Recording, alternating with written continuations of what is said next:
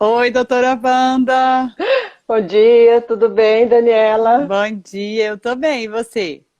Tô ótima, tudo bem, tudo sob controle por aqui. Ai, que bom. Eu até te liguei, você viu? Ansiosa. Falei, gente do céu, vou ligar pra doutora Wanda. Eu não estava no escritório, mas eu tava mais ou menos monitorando o tempo, viu?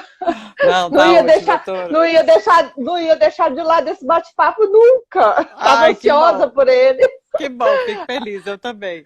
Já era pra Afinal de gente ter se contas, conhecido, né, doutora Wanda? então, Era para você ter feito uma palestra na Comissão de Direito pois Sistêmico é, aqui de quanto Goiás. tempo? Isso Ai, que mesmo, quanto pena, tempo a né? gente tenta. Mas a Não, gente mas vai se vai, é só tá conhecer. fadiada. É, É. vai dar certo. A gente vai lançar nosso livro juntas lá, se Deus quiser, ainda enquanto. Também. Só Deus Aham. sabe quando esse livro sai também, né, com essa pandemia. Mas vai dar tudo certo, né, doutora Wanda? Vai sim, com certeza. Pois é. Eu acho que o pessoal lá de Brasília, da Última Rádio, está só esperando a gente ter possibilidade de um encontro para fazer o lançamento, né? Porque eu acho Sim. que tá praticamente tudo pronto já. Ó, tem Pelo alguém menos falando com nós você, ó. Jesus ah, amado, só ah, aqui para te rever. Deve ser uma amiga sua, Rose. é sim. Oi, querida. Prazer te ver por aqui. Ai, gente, agora os encontros estão assim, gente, virtuais. Ou então agora eu acho que o próximo passo é a gente estar sempre se encontrando de máscara, né? Porque a coisa vai evoluir nesse sentido. Vai ser o segundo momento, vai ser a gente ficar se encontrando de máscara. Às vezes, doutora Wanda, nosso livro vai ser lançado assim, todo mundo de máscara, Também. entendeu? Né? É o novo normal, né? É o Novo novo normal. normal. Exatamente. Doutora Exatamente. Wanda, eu quero te agradecer muito de você ter aceito esse convite aqui. Realmente, eu estou ansiosa para te ouvir já tem um tempo, né? Porque, como eu te falei, eu cheguei aí naquela sua reunião bem rapidinho lá no tribunal, mas a gente não conversou, porque eu cheguei no começo, fui embora antes de terminar, mas já achei super legal. Sei de você, já sei que você é uma juíza com essa postura sistêmica, então eu fico sempre feliz e encantada de conhecer essas pessoas aí do direito que, como eu, se apaixonaram pela abordagem sistêmica. Te agradeço muito pelo convite aceito aqui para o nosso bate-papo. E eu queria que você começasse me contando, né? Primeiro você fala o que você quiser e, claro, faz a sua apresentação, né? Como juíza do trabalho, mas eu queria que você me contasse como é que começou essa questão da abordagem sistêmica na sua vida. Como é que você se Tá. aproximou? Como é que foi levado para a magistratura? Então, Dani, posso te chamar de Dani, né? Claro, com Eu venho certeza. te chamando de Dani há Pode tanto me chamar tempo. sempre de Dani. É, eu acho que a gente já se conhece sem ter tido a oportunidade de um encontro presencial, né? Porque eu também te Sim. acompanho, acompanhando algumas gravações que você faz aqui no Insta e sempre muito apropriadas, né? Nessa abordagem sistêmica. Eu acho, eu aceitei de pronto, a gente só teve dificuldade de achar uma data, né? Porque eu estou Sim. sozinha no Sejusc e as audiências virtuais bombando aqui no Sejusc, então tá meio complicado de achar data, né? Mas eu aceitei com muito entusiasmo, porque eu acho que você tem um canal muito aberto com os advogados, até aquela comissão de direito sistêmico também era meu propósito, e continua sendo bater um papo com Vai os dar certo. advogados dessa área, porque vocês são os grandes protagonistas dessa nova articulação, desse novo pensamento no judiciário. Nós que estamos dentro, o judiciário por força da própria natureza, ele é mais avesso às mudanças, né? Ele chega depois. A lei sempre chega depois que os movimentos sociais forçam a mudança. E nós somos operadores do direito e, portanto, operadores desse instrumento que é a lei. Então, dentro do judiciário, nós temos toda uma ortodoxia. Os advogados é que oxigenam isso, é que trazem essa articulação, esse diálogo produtivo, né? Então, assim, é sempre um prazer. Toda vez que você me chamar para conversar com advogado, eu amo. Porque Ai, que ótimo.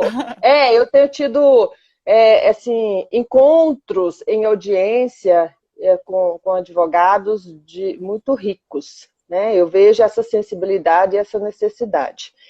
Eu, eu, eu me lembro recentemente, né, de uma audiência que eu fiz 1 ou 2 semanas antes de a gente paralisar, que me marcou muito, né, que um advogado chegou acompanhando a cliente e a cliente estava muito aborrecida E eu olho uma lide de doméstica, não tem pedidos de salário atrasado nenhum, era só o motivo, o jeito como houve o desligamento, um falando que era rescisão indireta, outro falando que foi abandono, e a reclamada muito brava, né? E eu olhando aquilo, falei assim, essa é a típica causa onde tem alguma coisa que não é um mero equilíbrio. A gente apura o olhar e vê imediatamente que ali tem alguma questão sistêmica envolvida e que a gente precisa ter uma outra abordagem, que uma instrução processual e uma sentença só vai piorar a relação entre as partes. Porque ali se trata de reconstituir um vínculo muito forte que existe. Se existe braveza, mágoa, raiva, é porque existe amor. Né? A gente sabe que embutido existe um vínculo, um compromisso amoroso muito forte, ainda mais vínculo de doméstico, que a pessoa praticamente fica dentro 10 da sua anos casa. na casa da outra. Vira assim uma questão emocional, muito apaixonada, né? E a reclamada não queria porque não queria, e eu fui olhando ali, olhando de um lado, olhando do outro, e a reclamada falou assim, absolutamente eu não mandei ela embora. Absolutamente não tem motivo para ela pedir rescisão. E mostrou uma cirurgia que ela tinha acabado de fazer. Eu não vou falar que é daqui de Goiânia, uma pessoa até pode muito fazer conhecida, relação. mas ela tinha feito uma cirurgia para retirada de um tumor. Então ela falou assim, olha, ela saiu no momento que eu mais precisava, né?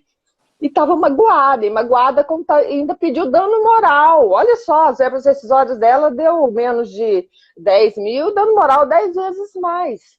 E eu virei para o advogado da reclamante, e aí eu já comecei a conversar, leva um para o gabinete, depois leva o outro para saber direitinho como que é. Isso a gente fala na teoria do conflito e nas ferramentas de provocação de mudança, que são as sessões privadas, né? Ou cálculos. Né? Que na teoria do conflito, e a gente chama um, depois chama outro, né? Isso, inclusive, antes de ser divulgado como técnica, existia até um preconceito quando os juízes faziam isso. Né? Os advogados não gostavam, mas a gente aprendeu a fazer. Né? Por que os advogados não gostavam dessa reunião privada? Porque eles eram privados de um controle sobre o que acontecia lá, né? Mas tem algumas coisas, por exemplo, teste de realidade, quando você vai dar uma dura no advogado, fala assim, doutor, está prescrito. Doutor, a posição do tribunal é outra, né? Você não faz mais na frente do outro. Isso inibe, isso constrange. Exato, né? Então a gente leva para o gabinete. Nesse caso, dessa audiência, eu levei para o gabinete um, depois levei o outro. A grande dica para praticar essa técnica, para atuar nessa técnica, é exatamente garantir o tratamento igualitário. Então, se você leva um, você tem que levar o outro também e tal. E eu ainda brinco, falo assim, se vocês ouvirem tapa, vocês correm, me socorre lá. Ainda me salva, porque é uma coisa para ficar bem descontraído o momento, né?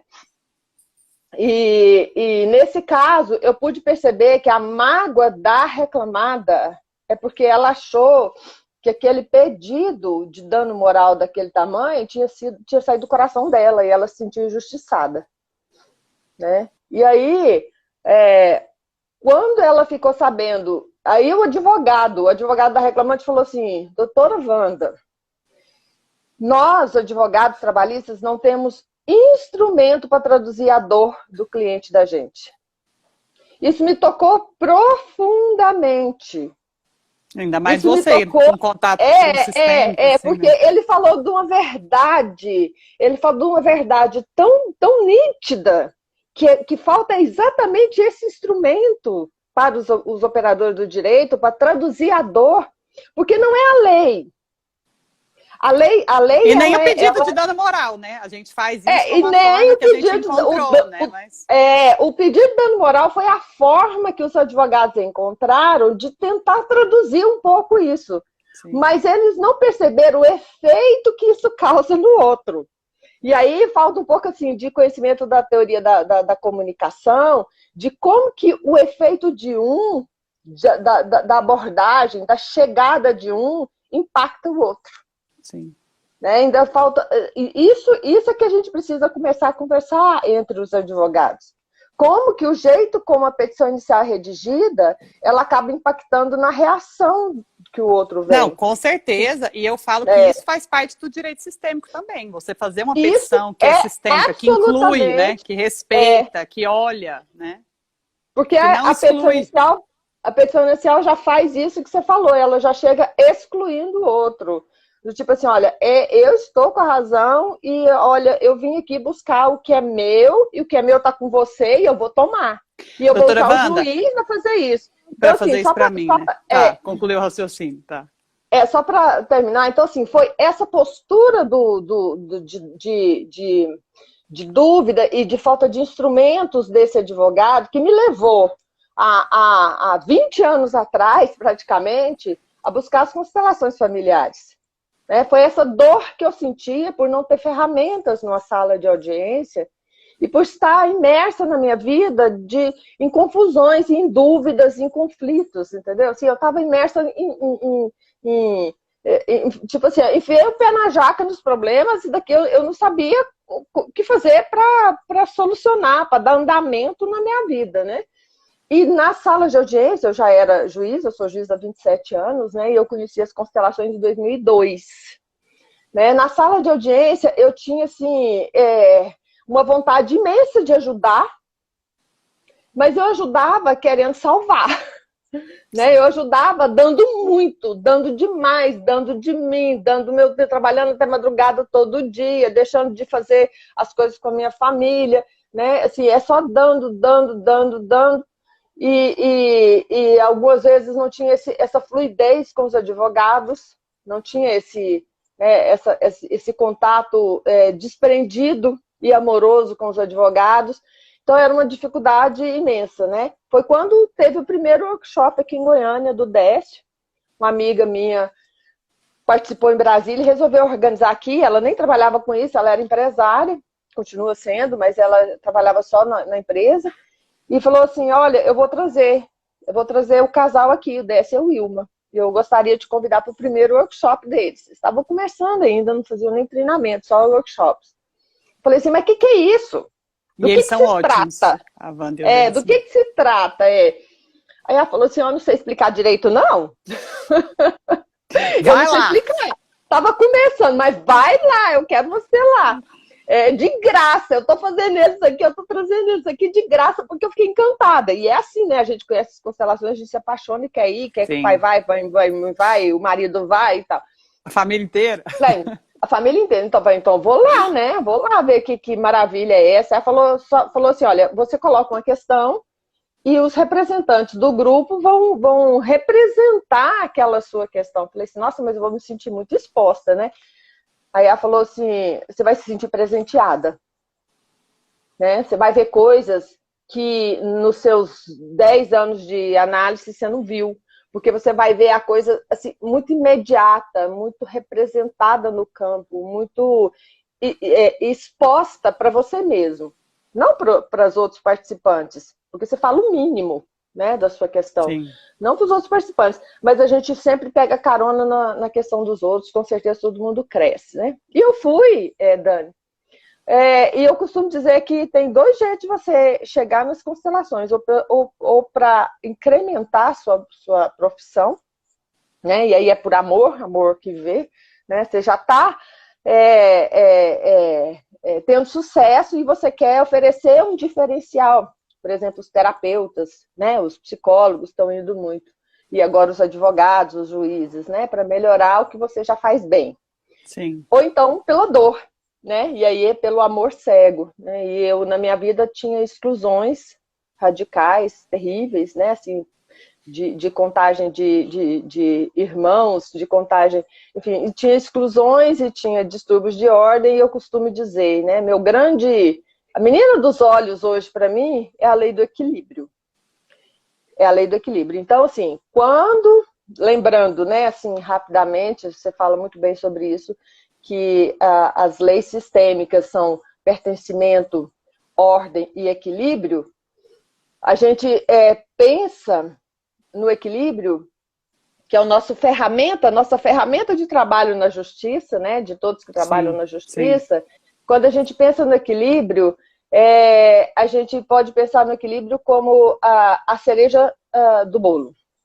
Ó, a doutora Dagmar aqui, ó, minha mestra das constelações. Oi, doutora Dagmar linda, mandou um grande Doutora abraço. Dagmar aqui, que Aqui, honra! ó, você viu? Minha mestra. Oi, querida! De todos nós, é linda. Obrigada pela presença. Gosto muito dela, Dagmar Ramos. Já até me perguntaram se eu tinha parentesco, porque eu tenho Ramos também. Eu falei assim, olha, lamentavelmente não, mas Ó a Doraci também, ó a Doraci, sua colega. Que coisa boa, que prazer. Obrigada pela presença. Então, assim, lembrando dessas leis sistêmicas, a gente põe as coisas, eu percebi muito claramente que a gente põe as coisas em ordem primeiro na nossa família. Sim. Porque aí você se sente cheio, preenchido, para trocar. Então, a lei do equilíbrio é a lei do mundo adulto. É a lei daquele que saiu da casa do pai e da mãe. Saiu no sentido metafórico, né? De deixar de culpar o pai e a mãe por tudo, né? Sim. De deixar de querer resolver os problemas todos ancestrais, né? De querer resolver, entrar no circuito triangular com a família parental, né? Se posicionar a favor do pai contra a mãe, ou a favor da mãe contra o pai. E parar de projetar isso nas situações da nossa vida, né? Porque... Exatamente, porque se você não resolve aí, se você não resolve aí no seu seio da família, então você vai com certeza encontrar essa mesma dinâmica em todas as relações. Sim, então, sim. E a ferramenta eu acho que é muito para a gente identificar mesmo, porque na verdade o Bert com 90 anos falava que tomava o pai e a mãe até aquele momento. Então a gente vai estar resolvendo essas coisas para sempre. Mas a partir do momento em que você tem a lucidez de poder ter o olhar ampliado, você fala, opa, peraí. Deixa eu observar isso aqui com cuidado, deixa eu olhar para isso de modo que eu possa separar a minha vida pessoal da minha vida profissional, que eu possa saber o meu lugar, né? Então essa é uma grande riqueza. Quem entra nesse campo, em vez de ficar arrogante, dizer agora eu já sei como é que eu me posiciono no mundo e eu resolvi todas as coisas, eu tomei meu pai e minha mãe, então agora eu tô poderosa, em vez disso, fique mais humilde, porque a gente sabe que a gente é convidado a sair da ordem o tempo inteiro e a gente exclui o tempo inteiro. O que essas ferramentas nos dão é a possibilidade de tomar consciência mais rápido e voltar para a postura. Toma consciência mais rápido e volta para a postura. Né? E não tem esse negócio assim, olha, resolvi uma lei, eu, em vez de lei também eu uso parâmetros de regularidade sistêmica, né?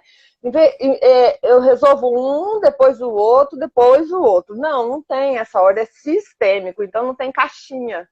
E tá tudo junto e misturado, acontecendo. Tá tudo junto e o tempo inteiro na nossa vida. O tempo inteiro, né? Então, assim, eu lembro que na época que eu conhecia as constelações, por exemplo, eu tinha mania de tratar o meu segundo filho, Alexandre, como o primeiro. Então, ele era o reizinho da casa, né? Por quê? Porque eu tive um aborto antes dele e como eu perdi muito, muito cedo, né? E inclusive eu perdi o dia que eu fiquei sabendo que eu estava grávida, né? Assim, eu não sabia que estava grávida e tive um aborto espontâneo, né? E logo imediatamente eu engravidei do Alexandre. Então, assim, eu tratava o Alexandre como primeiro. E eu não percebi, olha, 10 anos de análise e eu não tinha percebido o reflexo que isso trazia dentro da minha casa. Embora eu já tivesse avaliado na análise o efeito da exclusão do pai dele, eu não tinha analisado o efeito da exclusão do primeiro bebê. Que esse olhar, a constelação, a abordagem sistêmica do Hellinger que traz para nós, né? Outras abordagens não trazem. Exatamente. A constelação traz assim pra gente, ó. Sabe aquele negócio, momento eureka? Sim, com certeza. Você regala os olhos ou arrepia ou fica impactado, fala assim, nossa, agora eu abri os olhos. Nossa, agora eu tenho uma direção. Nossa, agora eu percebi algo importante e posso caminhar por aí. Então foi esse o efeito da minha primeira.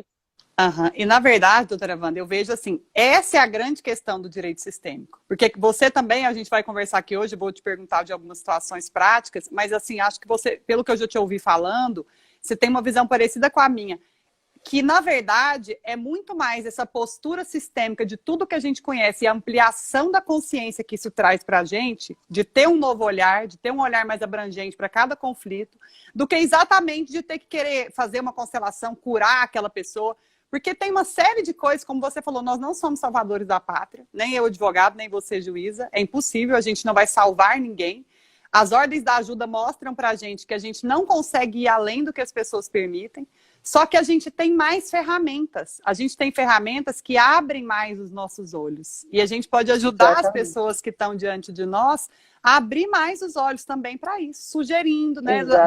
Eu faço muito comentáriozinhos, cutucada, sabe? Assim, uma frasezinha sistêmica, assim, jogada quando a pessoa fala alguma coisa, essa exclusão de pai, de mãe.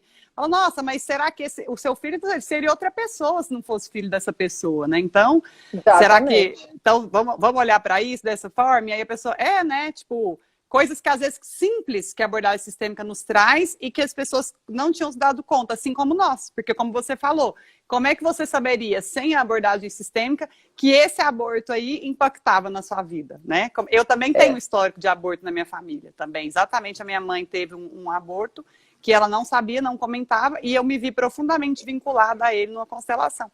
Então, dá essa possibilidade para nós, né? Amplie o olhar, observe e veja os resultados depois, como é que isso depois pode reverberar positivamente na nossa vida. O efeito que esteve na minha casa foi imediato, né? Porque eu comecei a falar para o Alexandre, ele estava na adolescência, e a gente sabe mais ou menos como é a postura do adolescente que fica naquele conflito entre ainda ficar em casa e sair para o mundo, e muitas vezes ele entra em conflito exatamente para ficar mais fácil ele seguir um caminho próprio, né?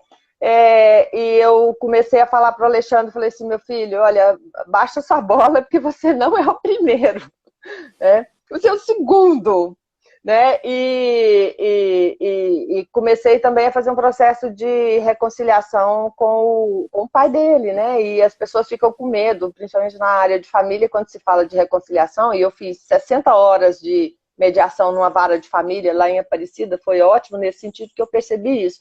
As pessoas, quando falam de reconciliação e elas querem se separar, elas ficam assustadíssimas.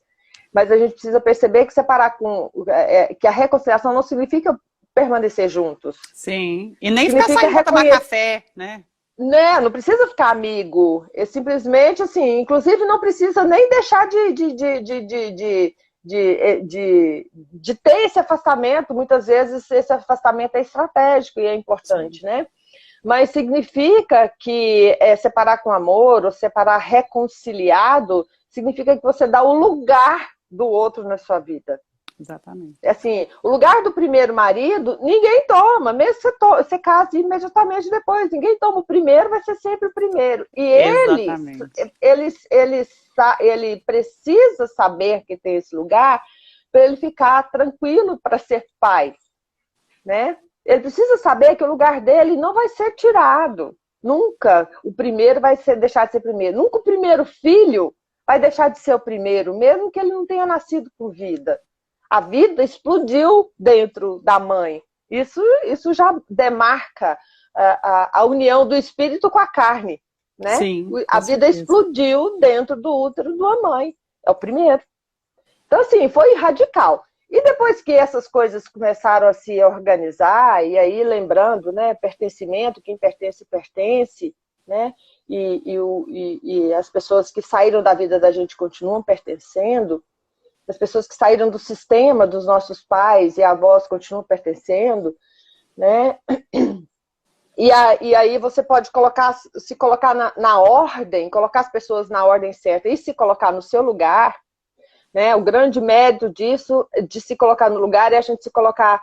O maior presente que a constelação traz é a gente poder se colocar no lugar de filho perante os pais, e não de superior aos pais. É aí que a gente aprende a reconhecer o lugar do advogado, o lugar do reclamado, do reclamante, o lugar do juiz, né? Assim, tem advogado que chega na audiência e fala assim, juiz fulano de tal é arrogante. Eu já fico, né? No lugar de quem ele está me colocando, né? Assim, e aí... E Como fora eu que disse, você também vê no outro que tem você também, né? Então também antes assim. de eu conhecer as constelações, eu podia até ficar assim, reagir a isso. Hoje eu olho com o maior amor. Eu falo assim, tem uma questão sistêmica e é dele, não é minha. Deixa eu tentar Sim. ajudar aqui nisso, né? Então, assim, isso enriquece o mapa de mundo da gente. Tem um axioma da programação neurolinguística, que eu também gosto muito, e que eu uso muito como metáfora para tudo, que é o mapa, né? O mapa de mundo. O mapa me dá condições de traçar um caminho daqui para São Paulo, por exemplo. É claro que o território todo, o Brasil inteiro... Ai, desculpa, Dani. Você tem uma aguinha aí? Eu Tem um fico, chazinho. eu fico com água, já aprendi, porque a gente vai falando, e tem hora que dá uma travada É mesmo. o refluxo, né? No caso, é o refluxo. O território, ele é, eu costumo dizer, eu acho essa palavra linda para designar o todo, né? O território é incognoscível. É possível a gente conhecer o território todo e a gente precisa ser humilde para reconhecer isso. Com certeza. O Bert fala nos livros dele, fala assim, olha, para além disso eu não vou e nem pergunto. As coisas do espírito eu nem pergunto, eu faço o que eu tenho que fazer aqui e agora. Né? Essa é uma humildade tremenda para um cara que foi padre 25 anos e que meditava, o Bert foi de claustro, então ele meditava 8 horas por dia. Né? As pessoas às vezes não conhecem esses detalhes da história, da biografia dele. Então o mapa é incognoscível, mas a gente tem o território incognoscível, mas todo mundo tem um mapa de mundo. E o mapa nos foi dado de presente na família da gente. É o pai e a mãe que falam assim, ó, é assim, isso pode, isso não pode, fulano é bom, ciclano é mal, né, conforme o mapa próprio deles, né?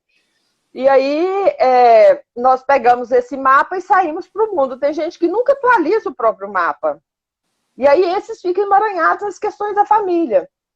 Mas a gente tem, por atribuição, vamos dizer assim, no nosso autodesenvolvimento, nosso crescimento, ir ampliando esse mapa. Né? Nós nunca vamos deixar de ter esse mapa fundamentado na família, mas a gente só vai ampliando. Nosso Sim. GPS fica mais poderoso e o mapa maior, ele é mais flexível, isso nos torna mais flexíveis. Né? Aprender a lidar com a má consciência, né? Aprender a lidar com a má consciência. Assim, mesmo eu sendo diferente um pouco, né? Eu não excluo, faz parte, mas eu me dou a permissão de ser um pouco diferente. Essa metáfora do mapa é legal, porque assim, a gente não precisa desligar, a gente precisa criar outro mapa, a gente só vai ampliando. Exatamente. A gente só vai acrescentando ruas, caminhos diferentes, veios diferentes, né? A gente pode incluir árvores, pastagens, riachos, e ficar um caminho lindo. E na medida que você vai fazendo isso, é natural que você vá transbordando isso nas relações que você desenvolve. E um dia eu me vi na audiência e falei assim, gente, mas isso é altamente perceptível que uma sentença só vai piorar a relação. Uma sentença aqui não resolve, não traz paz, vai dificultar o vínculo. Comecei a perceber de forma mais imediata e mais rápida que na minha mesa, na minha vara, nos meus processos, caíam muitas questões de família, de um contra o outro, em face do outro, né? Relação de sobrinho em face de tia, de irmão em face de irmão, assim, muita coisa. Teve um que foi muito engraçado, uma testemunha foi chamada pelo amigo lá da empresa do tio para depor contra o tio, a favor desse reclamante. Ela desmaiou quando eu chamei. Ela caiu. Falei assim, gente, um ato falho mais evidente do que esse, né, da lealdade familiar dela em relação a esse tio, que ela estava brava, tinha aceitado o convite do amigo, né, assim, do colega de trabalho para depor contra o tio, que era dono da empresa, na qual ela também tinha trabalhado. Quando eu chamo ela para depor, eu não sabia até então que ela era sobrinha. Quando eu chamo, ela levantou, ela veio lá de fora, quando ela entrou dentro da sala de audiência, antes dela chegar na cadeira, ela caiu. Sabe assim? Nossa. Eu falei, como aí você falou, levei né? pro gabinete. A lealdade inconsciente gritou ali na hora, né? Exatamente. Eu levei ela pro minhas colegas, Oceane, querida, Adriana, linda, que bom te ver por aqui.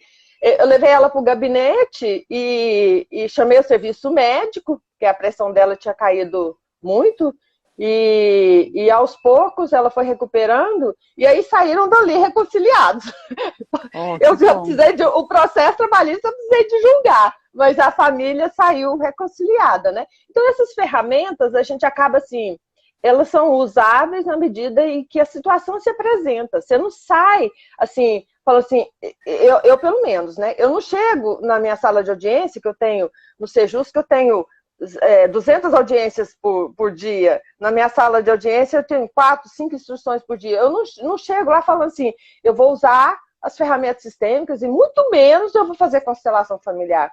Eu espero que a coisa se apresente. E aí, por meio da minha postura, eu vejo se eu posso atuar de uma forma ou de outra. Mas lembrando que o juiz, com a postura sistêmica, não deixa de usar a lei.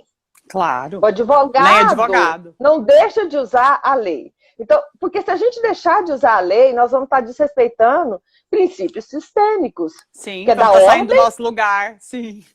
Exatamente, a gente sai do nosso lugar, né? A gente foi contratado, vamos dizer assim, o advogado para levar adiante uma questão.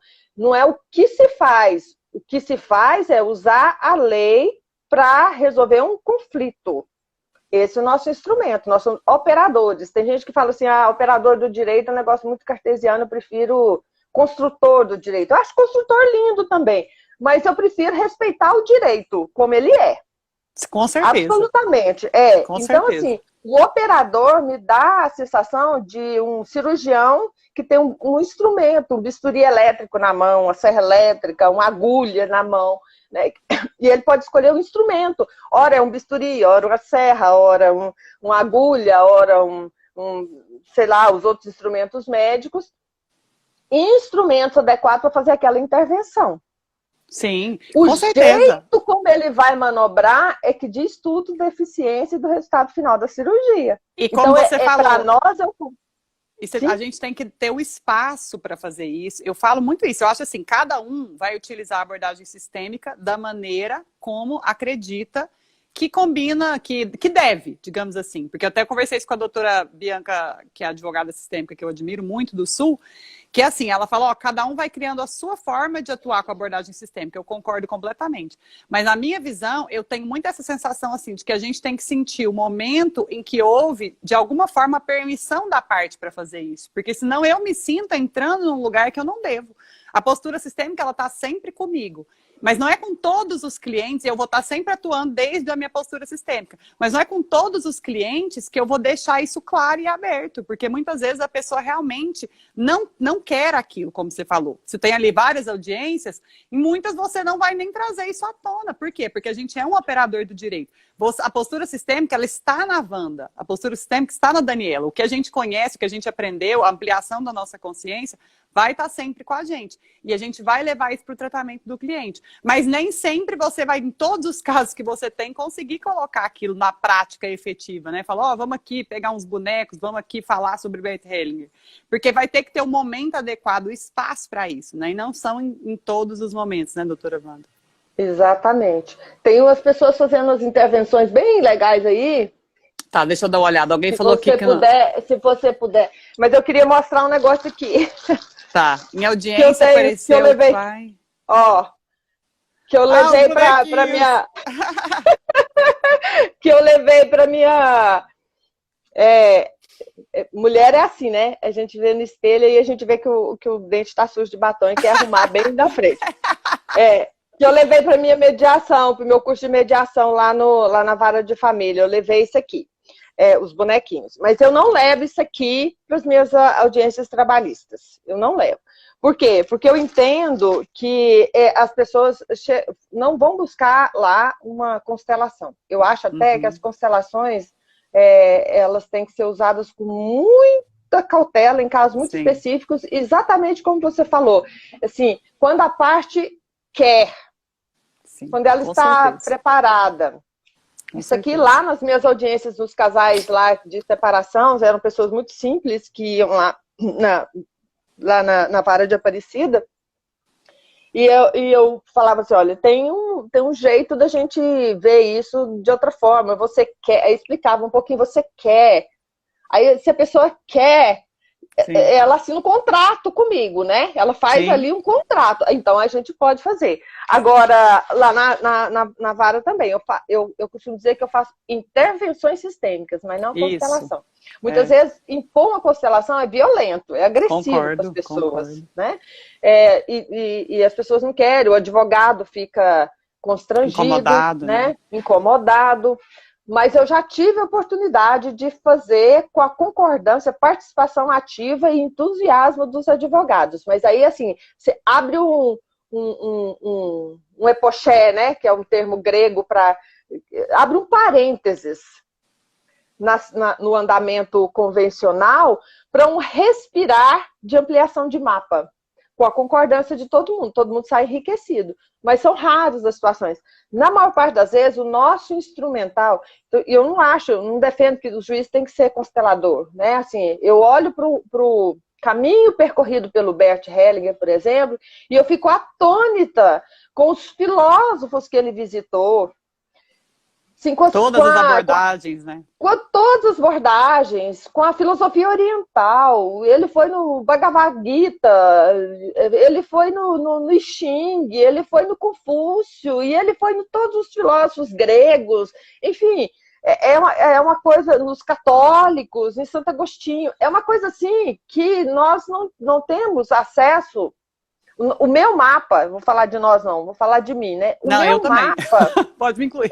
o meu mapa não tem um décimo da amplitude do mapa Com do certeza, Bert, com certeza. né? Então, assim, como é que eu vou fazer um papagaio, uma imitação? Eu não me sinto, assim, habilitada a isso. Então, eu uso a constelação com muito cuidado, né? Mas as leis sistêmicas é um mapa de mundo de acesso ao outro fantástico. E como você disse com clareza, né? Assim, você introjeta isso e muda a sua postura.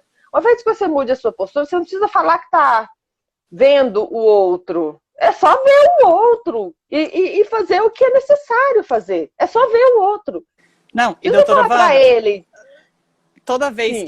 que eu... duas coisas que são interessantes, assim, toda vez que eu começo a conversar com um cliente novo e ele já começa a falar da outra parte, eu começo a falar um pouquinho assim na minha cabeça. Deixa eu já incluir essa pessoa no meu coração, porque, tipo assim, eu vou ter que incluir imediatamente o meu cliente, e o meu cliente também, porque a gente também, assim, eu muitas vezes quero julgar o meu cliente. Então, assim, deixa eu incluir o meu cliente e essa pessoa que ele tá falando aqui no meu coração, caladinha, né? Mas isso aí já é um início da minha postura sistêmica.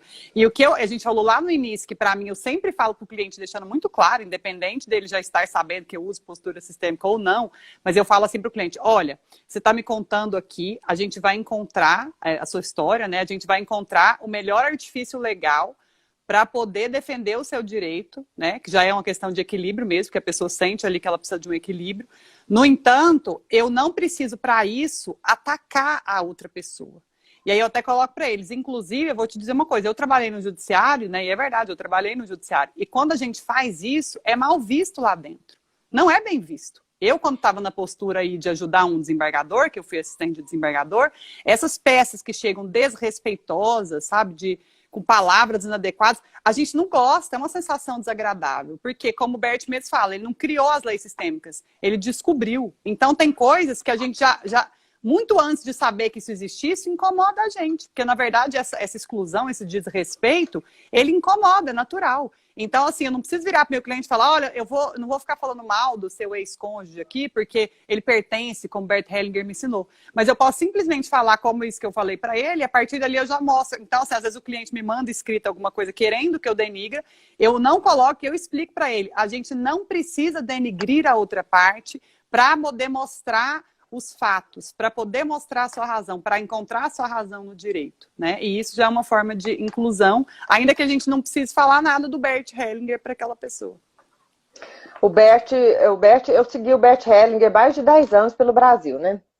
Como eu falei, assim, eu comecei muito cedo lá com o Décio, né, em 2002. E aí eu me encantei com aquilo, falei, né? O brilho nos olhos, falei assim, nossa, agora eu tenho um caminho legal. E as constelações me pegaram num momento de muita abertura, porque eu não tive resistência nenhuma. Tem gente que chega lá e fica apavorado, né? E nunca mais quer sair. Falo, nossa senhora, isso aqui me assusta demais, me expõe demais. Mas eu tinha feito não só 10 anos, quase 10 anos de análise na época, mas eu também tinha participado de grupos de estudo de psicanálise, né? Então, assim, eu tinha estudado alguma coisa também, então me pegou num bom momento, né? E eu comecei a ler os livros do Bert e seguir o Bert. Então, assim, os seminários que ele fez quando ele nem era casado com a Sofia ainda, ou se era casado, não levava ela ainda, ele vinha sozinho no Brasil.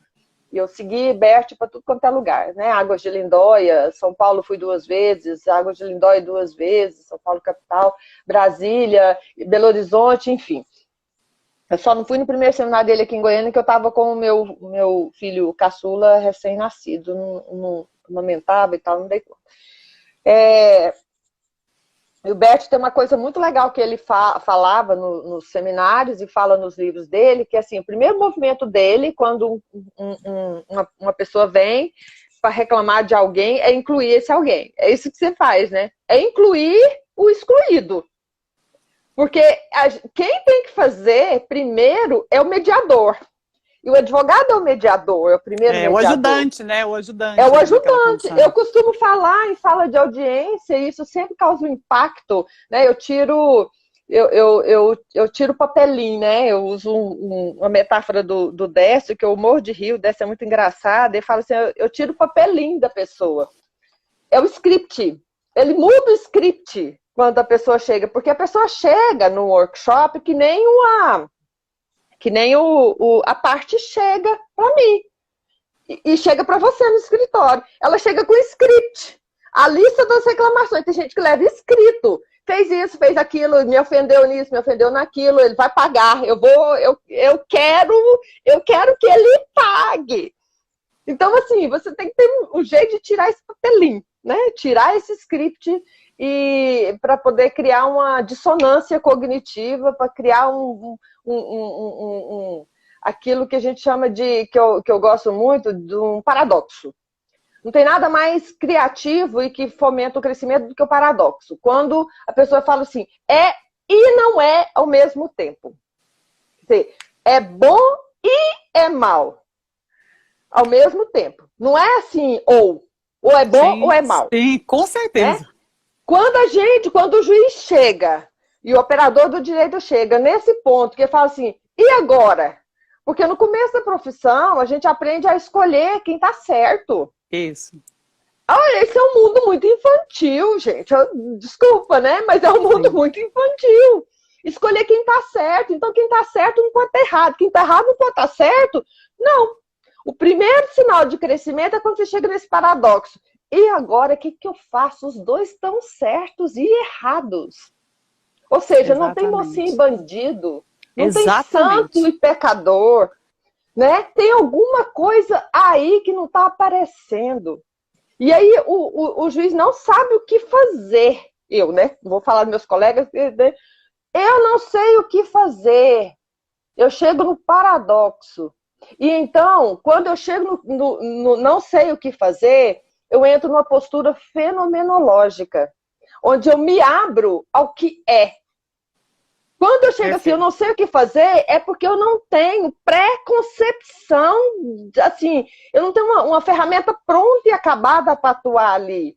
Eu estou livre para fazer o que vier. E aí, é que eu até arrepio, porque o Bert falava isso, o Décio falava isso. É nesse momento em que você para e não tem uma resposta pronta para dar para o outro, é que você é iluminado. Uma força vem. Então, assim, já teve a oportunidade de eu olhar uma parte, uma questão na sala de audiência, e eu costumo falar para os advogados assim, olha, doutor, tentando assim, fazer com que cada um perceba o lugar. Né? Eu falo assim, doutor, eu sou a última a chegar. nesse conflito. Eu sou a menos importante, porque eles vêm querendo que eu resolva, né? Assim, Sim, tudo, que eu sim, dê a até solução. a cultura é essa, né? O juiz A vai cultura resolver, é o essa. juiz é alguém ali. Olha a doutora Nádia Mendes, que linda, ela fez uma live com ela também ontem. As pessoas chegam querendo depositar para você e com essa cultura que a gente tem também de colocar o juiz num lugar muito alto e muito grande, as partes saem do protagonismo e querem, vamos ver que o juiz vai falar que eu tô certo e você está errado. Eles querem que o juiz fale. Então eu falo assim, eu sou a menos importante aqui, cheguei por último. Imagina que legal você falar isso. Isso no sentido de que o advogado perceba que ele também chegou depois. Entendeu? Assim, eu falo isso, tá sacando que você também chegou depois? Inclusive você. Que nós não, inclusive você, que nós não somos os protagonistas, que tem alguém aqui que precisa ser visto, e que a gente intermedia até perder de vista a causa principal, a pessoa principal. Então, já teve vezes de eu sair da minha... Nós temos um tablado, né? Todo a pompa e circunstância do judiciário e tem a sua importância, claro, concordo. No sentido de fazer valer e de impor uma decisão. E é uma responsabilidade muito alta, né? É uma responsabilidade muito alta. Eu já tive a oportunidade de, nessa questão aí que eu falei do paradoxo, né? Eu saio do meu lugar, levanto e falo assim, eu tenho que ir conversar com quem importa. Eu vou sentar lá do outro lado. Porque aí eu dou a volta nos advogados, deixo a minha cadeirinha lá atrás, e eu costumo dizer que eu sou juiz em qualquer lugar. Uma vez que você introjeta essa questão, assim, em qualquer lugar, não precisa estar sentado naquele tablado para eu ter a minha, assim, ser juíza no sentido de ter a autoridade para intervir amorosamente no conflito do outro. Em qualquer lugar que me colocar, né? Então, assim, eu saio do meu lugar e eu sento lá do outro lado, na ponta. E já teve vezes eu falo assim, eu não sei o que fazer e o que falar. Eu não sei o que falar. Eu estou naquela posição de ou alguém me sopra, os anjos bons da conciliação me sopram, ou então eu vou fazer, eu vou passar vergonha aqui, porque eu não sei o que eu vou falar. Pois eu chego lá, puxo a cadeirinha, sento, enquanto todo mundo fica atônito, perguntando o que ela está fazendo aqui, o que ela fez, eu já tenho uma intervenção para fazer. Aí teve uma vez que foi muito engraçado. A presença veio no campo, né? Isso aí que as pessoas depois às vezes não entendem, né? Vem dessa postura de não ter algo fixo para entregar para o outro. Entendeu? Não assim, tem é a uma postura intenção fenomenológica. Pronta, né? Não tem intenção. Não tem intenção. Então teve uma vez, a gente usava, eu estou tentando achar aqui minha mesa bagunçadinha, mas eu não tenho. Eu até guardei meus elásticos terapêuticos. Né, assim, lembra de processo físico onde a gente amarrava os volumes com elástico, né? Sim, eu lembro, eu também peguei isso daí. E um dia, eu tenho aqui, ó, elástico terapêutico, a minha maletinha da Pepa. Eu saí um dia de lá e falei assim, eu vou pegar esse negócio aqui, eu não sei o que eu vou fazer não, mas eu vou fazer. E aí eu sentei lá do outro lado lá e peguei pro reclamante e a reclamada e falei assim, agora cada um pega e estica. Aí eles esticaram, né? Assim, acharam estranho, mas não estica. Não, estica. Não, estica mais. Aí eu falei, aí eles falaram assim, e agora posso soltar? Não, não posso soltar não. Mantenha a tensão. A hora que estava na tensão máxima, eu falei, vocês estão vendo? Vocês estão vendo como que é que vocês estão? Essa tensão máxima, se eu pedir para ele, o reclamante, soltar, o que vai acontecer com ela, reclamada? Aí ele falou, era um rapaz, uns 18 anos, ele falou assim, não sei. Eu falei, você nunca brincou de estilingue? Quando era mais novo? Ele falou, não, eu trabalho desde os 12 anos. Essa declaração dele, de que não conhecia, nunca tinha brincado de estilingue, porque trabalho desde os 12 anos já teve um efeito na reclamada, imediato, né? Aí estava esticado. Eu falei assim, não, então continua que você vai saber como é que funciona o estilingue. Então continua segurando. Aí falei para reclamar, se você soltar, o que vai acontecer com ele? Aí vai machucar. Então assim, eu falei, eu vou escrever sobre esse exercício, publiquei, os colegas riram, né? A Wanda e seus elásticos, né? Tudo bem, né? Funcionou, e para mim o que importa é isso. Eu falei assim, então vou ensinar para vocês como é que faz para um cuidado do outro nesse sentido e não machucar. E um não machucar. Porque se agora a gente já sabe que é que nem estilingue, se um soltar, vai machucar o outro. Se um soltar de repente, vai machucar o outro. Se você jogar uma pedra, se você... uma palavra proferida, uma intenção de machucar, você vai machucar, né? Agora, você machuca o outro e machuca a si mesmo. Toda vez que você machuca alguém, você machuca você mesmo. Né? Que você tem um senso instintivo que a gente nasce com ele, é um sensor chamado culpa. Que às vezes e o exemplo é do estilingue é bom, porque como você falou, ele vai machucar, mas você vai sentir o impacto. Né? Vai sentir Ou o seja, impacto. vai sentir o impacto. Mesmo que você não se machuque, assim, efetivamente, você sente o impacto. É então, o golpe, né? É a metáfora de você ver, né? Toda ação tem uma reação, de alguma forma. Aí eu falei assim, então vou ensinar para vocês. Vai soltando devagar. Um olhando para o outro. E eles foram. Eles participaram lindo, lindo, lindo. Foi lindo. Eles foram soltando, soltando, soltando, soltando. Até o elástico relaxar e ficar relaxadinho na mesa. Isso assim, o coração deles relaxou a tensão enquanto relaxava o elástico. O elástico, né? Aí ficaram macios, maleáveis, dispostos, inclusive a fechar um acordo. Então, assim, essas coisas, esse exercício aqui, eu não tinha noção de que fazer quando eu peguei um elástico e fui para lá, mas é um exercício sistêmico que funciona. Com certeza. Né? Eles nunca mais vão esquecer do cuidado que tem que ter com o outro nas suas relações. Eles saem maiores, o mapa de mundo deles saiu maior. Agora, você falou do experimento que nós fizemos no TRT e nós temos pouco tempo e eu queria falar um pouco do equilíbrio nesse tempo de pandemia, né? Mas falar no experimento do TRT, aquelas 3 ou 4 reuniões que nós fizemos foi muito produtiva e nós vimos que a constelação é muito importante, mas principalmente, mais do que importante de fazer com as partes, é importante para o profissional do direito. Aqueles encontros acabaram servindo como encontros de supervisão. Porque o profissional do direito que ele incorpora e introjeta essas ferramentas, ele é produtivo onde quer que ele esteja. E ele evita um conflito dentro do escritório. Aquilo que você falou, se eu incluo o outro, eu às vezes propicio um conflito ali, ou então, se precisa judicializar, já vai com uma postura que não impacta, você não se emaranha nem e o advogado pode olhar o conflito pela ótica da constelação, né? Como você falou, você pode fazer uma supervisão, eu posso fazer uma supervisão, tipo, se ele vai procurar, às vezes, uma pessoa que é com um constelador e falar, a gente já fez atendimento de supervisão de advogado, é sensacional, porque o advogado que já tem essa mente aberta, ele tem a oportunidade de ver como ele está diante do conflito. Exatamente. Então, assim, eu quero continuar trabalhando com os advogados e os juízes, e para que eles tenham condições de fazer essas intervenções. Essas intervenções são ricas e produtivas. Elas evitam o conflito e ajudam a acabar com a guerra em vez de vencer a batalha. Né? Sim, assim, o trabalho nosso seria isso, né? Se acaba com a guerra. E a gente deixa de olhar também para o conflito, demonizando o conflito, porque o conflito é um desconforto que leva a gente para frente. Então a gente tem que trabalhar o conflito, assim, a gente vai estar sempre em conflito.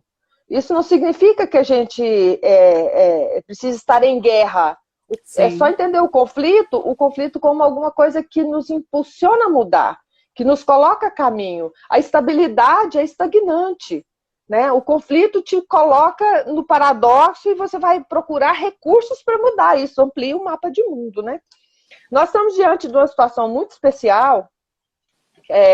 Dani, eu queria que você deixasse gravado, tá? Não, vou deixar. E eu tô atenta ao tempo aqui, que tá faltando então, 4 minutos. Então deixa eu deixar você concluir. Tá.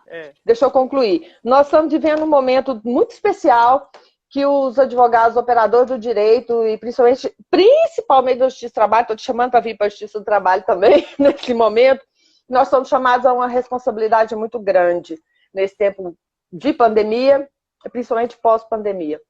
Né? Eu tenho visto as ações do Sejus que estão surgindo coisas impactantes, muitas demissões. Né? E o equilíbrio aqui, nesse tempo de guerra, que o Bert fala nesse livro dele aqui, ó, que eu vou deixar indicado para vocês, é um livro curtinho, pequenininho, um dos simples, que eu mais gosto. É uma entrevista que ele deu para o jornalista Gabriele, na Alemanha. Gabriele Tenhobel, é da Cultrix. que ele fala que as situações de movimentos sociais mais amplos, onde a gente não pode tratar o equilíbrio de um para o outro, de um por um, de um para um. Porque nesse momento em que todo mundo perdeu, o empregado perdeu o emprego, o empresário perdeu a empresa, a gente não tem jeito de...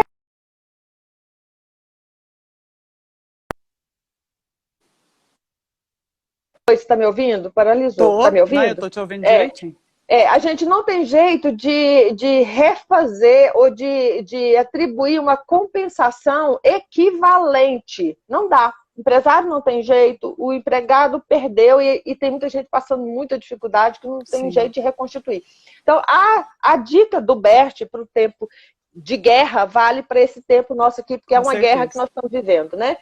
Uma guerra sem armas. É o seguinte, olha, para tudo e vamos reconstruir juntos. Todos perdemos. Nós temos que começar de novo, todos juntos.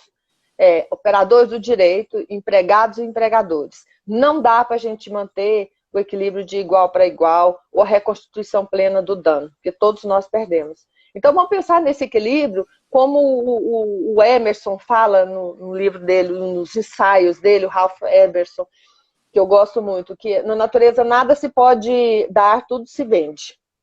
Ou seja, tem um equilíbrio de arco de retorno maior, que não é eu para você. Tem um equilíbrio que é da natureza. Nós precisamos pensar de recobrar esse equilíbrio de uma forma mais ampla nesse momento. E nós vamos ser chamados a essa responsabilidade. Então, o que eu espero passar de recado para os operadores da área do direito do trabalho é isso. Nós somos chamados a uma grande responsabilidade nesse momento. Uma enorme responsabilidade de perceber que não dá para recompor todos os danos. Era isso, só agradecer. Não deu tempo de... Teve comentários, não deu tempo de responder perguntas, mas eu estou à disposição para continuar essa conversa em outro local, disponível para os advogados trabalhistas e muito entusiasmada com a sensibilidade que os operadores do direito estão demonstrando nesse momento, tá bom? Ai, doutora Wanda, eu não vou nem falar mais nada também, porque o tempo está acabando e foi tão bacana a sua fala, que vai ser a fala de finalização aí da nossa live, que foi excelente. Muito obrigada mesmo por ter aceito esse convite. Eu adorei conversar com você, adorei suas histórias de causos aí da postura sistêmica da Justiça do Trabalho. Acho que é muito rico isso, fico muito feliz de ver que esse movimento está acontecendo e que a gente consiga contagiar mais pessoas, né? Que mais gente goste também dessa abordagem, queira trazer isso, né, fazer isso, porque é muito bom. A gente sabe que essa ampliação de consciência, essa ampliação de olhar faz bem para nós, faz bem para as pessoas, faz bem para a sociedade. Muitíssimo obrigada. Tá obrigada para todos que participaram, passaram por aqui. Tudo de bom. Tchau, tchau, Dani. Um beijão. Tchau, tchau.